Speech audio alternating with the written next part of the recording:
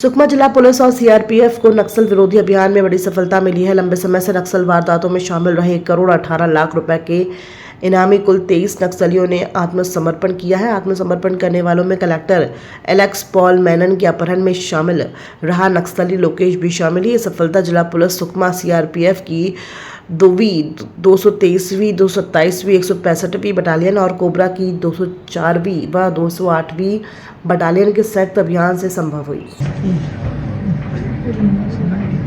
आज जिला पुलिस और सीआरपीएफ के समक्ष 23 नक्सलियों ने आत्मसमर्पण किया है। इन 23 नक्सलियों में जो 9 नक्सली है वो 8 लाख के इनामी है। लगभग 11 नक्सली 8 लाख के इनामी है। उनमें से लोकेश जो डीवीसीएम है और अन्य 8 जो है वो बटालियन नंबर 1 जो हिडमा के बटालियन के नाम से जाना जाता है उस संगठन से है।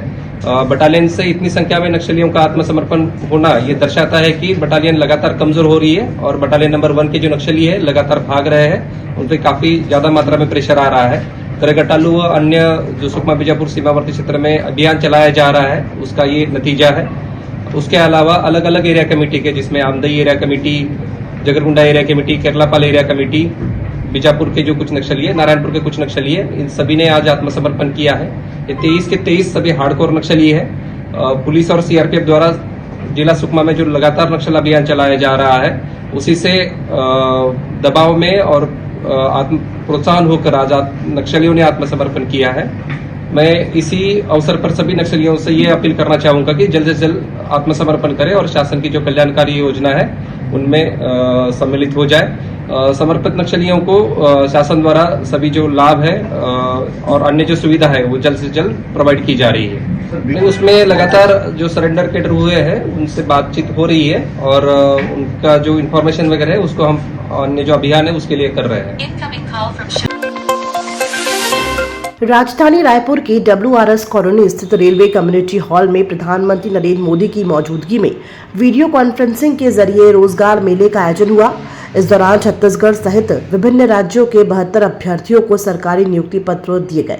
देश भर के 47 स्थानों पर आयोजित रोजगार मेलों के जरिए 51,000 से अधिक युवाओं को नियुक्ति पत्र मिले। विभिन्न मंत्रालयों और विभागों में टेक्नीशियन, गार्ड, डॉक्टर, डाक सेवक, कांस्टेबल जैसे पदों पर नियुक्ति की गई। कार्यक्रम में केंद्रीय जनजातीय राज्य मंत्री दुर्गादास उइके, सांसद, विधायक और वरिष्ठ अधिकारी मौजूद रहे। 1947 को देश आजाद हुआ और देश पर सर्वाधिक शासन पंडित नेहरू से लेकर तो इन 58 वर्षों में हमारे देश की क्या स्थिति थी, जनजाति समाज की क्या स्थिति थी।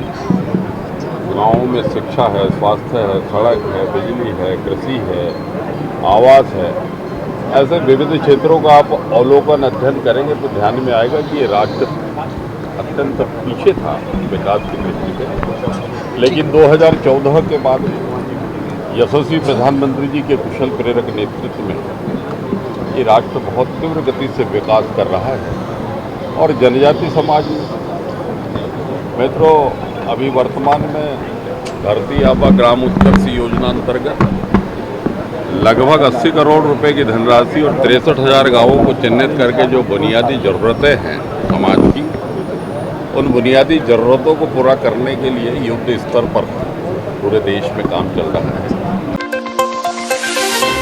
छत्तीसगढ़ में बिजली दरों में हुई बढ़ोतरी को लेकर कांग्रेस ने जोरदार विरोध प्रदर्शन किया। पूर्व विधायक विकास उपाध्याय ने रायपुर के बूढ़ा तालाब स्थित बिजली कार्यालय के बाहर बिजली बिल जलाकर बढ़ी हुई दरों का विरोध जताया और सरकार के खिलाफ नारेबाजी की।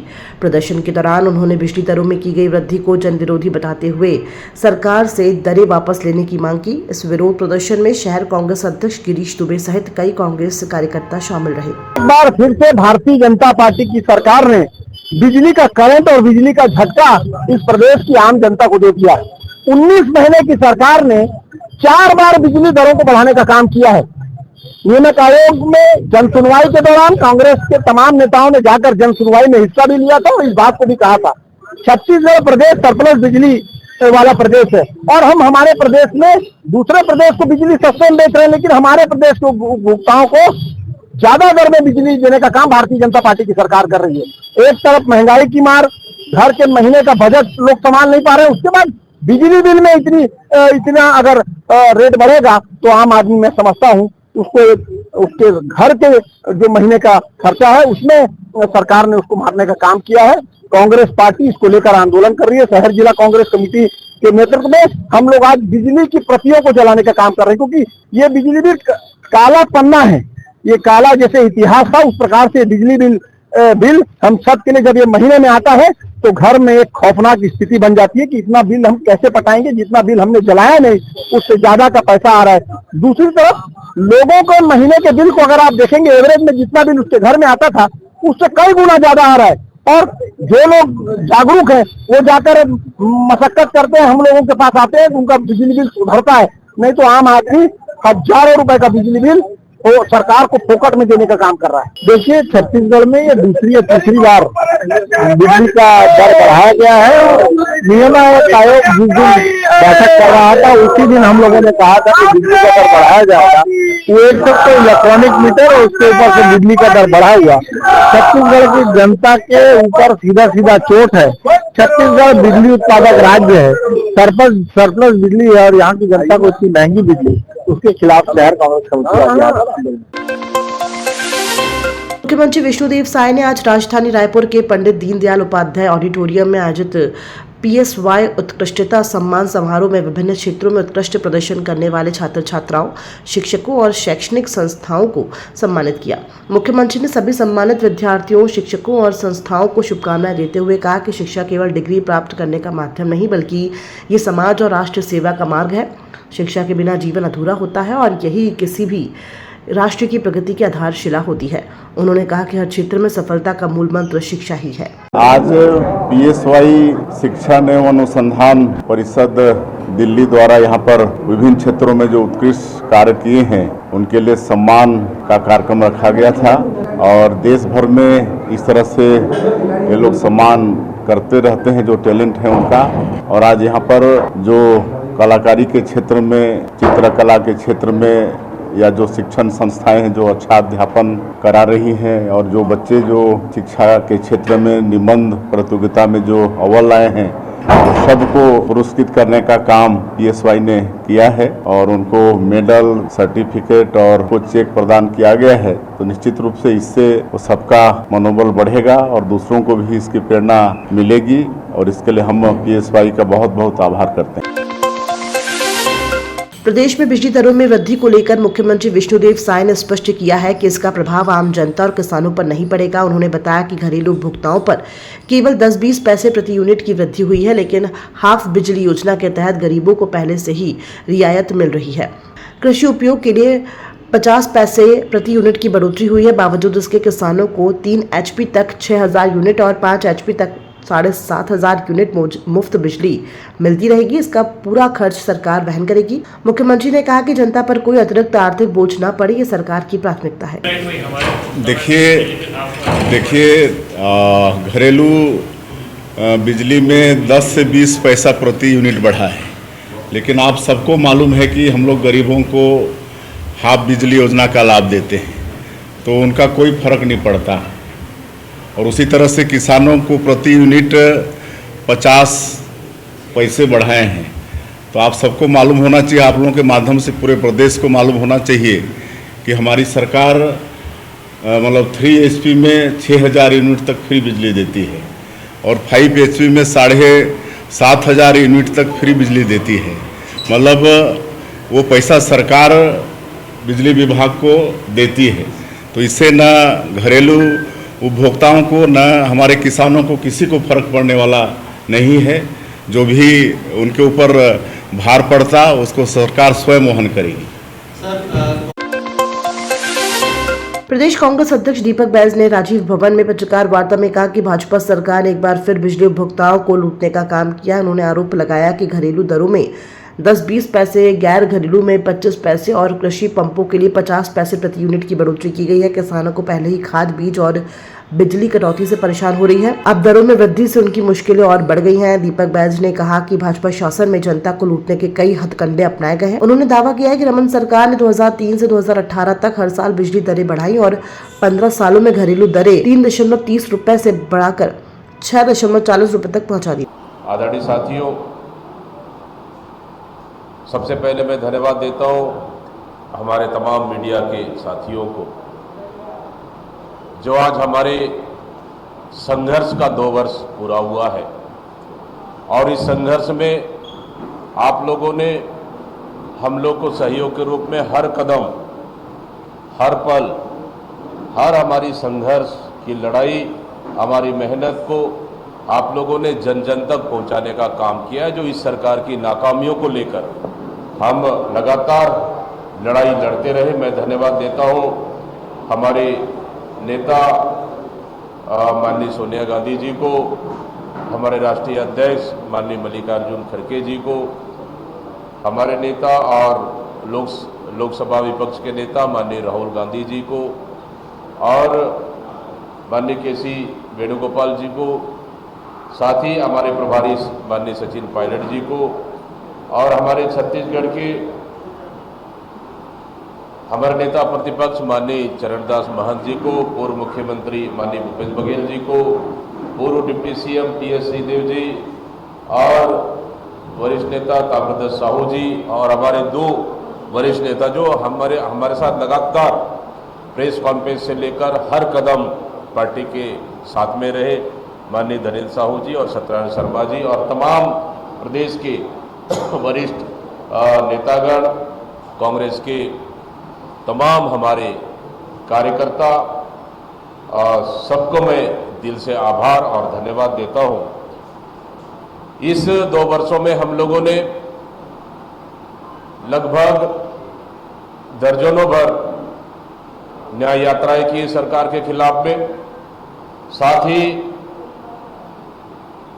बड़े बड़े आंदोलन किए, विधानसभा घेराव, मुख्यमंत्री निवास घेराव, धरना प्रदर्शन, तमाम हम ऐसी आंदोलन जो लोकतांत्रिक हथियारों से हम लोगों ने एक मजबूत विपक्ष के रूप में इस सरकार को, सरकार की नाकामियों को लेकर हम जनता तक और जनता की मुद्दों को हम सरकार तक पहुंचाने का काम किए और इसी का नतीजा है कि सरकार कहीं न कहीं इन 1.5 वर्षों में अपने आप को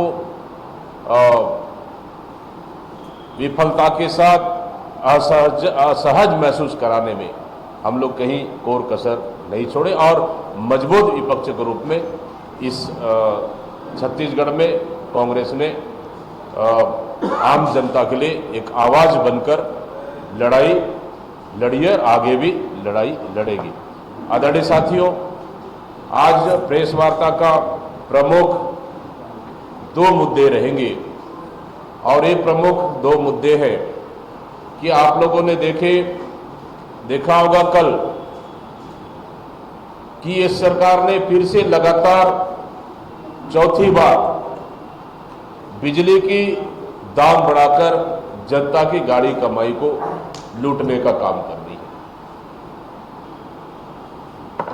है। इस तरह से जब से लगभग ये सरकार 1.5 साल से पौने 2 साल होने जा रही है और इन पौने 2 सालों में चौथी बार बिजली का दाम इस सरकार ने बढ़ाया, जो कि घरेलू खपत के लिए लगभग 25 पैसे और 10 से 20 पैसे और गैर घरेलू बिजली की दरों में 25 पैसे तथा कृषि कार्यों के लिए 50 पैसे प्रति यूनिट इस सरकार ने बढ़ाने का काम किया है।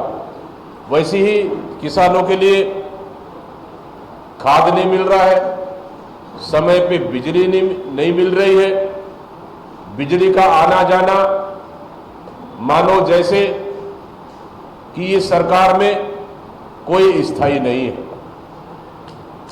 इसलिए पूरे किसानों को इस सरकार ने कमर तोड़ने का काम किया है। 2003 से 18 तक छत्तीसगढ़ में भारतीय जनता पार्टी की सरकार रही और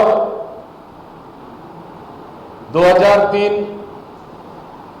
में छत्तीसगढ़ में घरेलू उपभोक्ताओं को 3 रुपए 40 पैसे बढ़ाए। उसी तरह से 15 साल के कुशासन में 6 रुपए 40 पैसे तक बढ़ाया गया है। इस तरह से लगातार जब जब भारतीय जनता पार्टी की सरकार आई, छत्तीसगढ़ में बिजली के दाम हमेशा बढ़े हैं। पूर्ववर्ती कांग्रेस की सरकार 5 साल में सिर्फ 2 पैसे बिजली का दाम बढ़ाने का, सिर्फ 2 पैसे ही बढ़ा है। और साथ ही आदरणीय साथियों कि अभी सिर्फ 1.5 साल में इस सरकार ने चौथी बार लगभग 80 पैसे प्रति यूनिट, हालांकि 13% की बढ़ोतरी की है। और इस बढ़ोतरी को दुर्भाग्य है कि इस सरकार के उप मुख्यमंत्री, जिम्मेदार उप मुख्यमंत्री एक मामूली बढ़त बताकर अपने आप को पल्ला झाड़ लेते हैं। कांग्रेस की पूर्ववर्ती सरकार में बिजली के घाटे को पाटते हुए बिजली बिल आफ योजना से छत्तीसगढ़ के लगभग 65 लाख से अधिक उपभोक्ताओं को लगभग 3,240 करोड़ रुपए की सब्सिडी देकर बहुत बड़ी राहत दी। और बीपीएल उपभोक्ताओं को 40 यूनिट तक बिजली मुफ्त दिया। किसानों को 5 HP तक निःशुल्क बिजली दिया। बीपीएल इसी तरह से अस्पताल, उद्योगपतियों को सब्सिडी देकर बिजली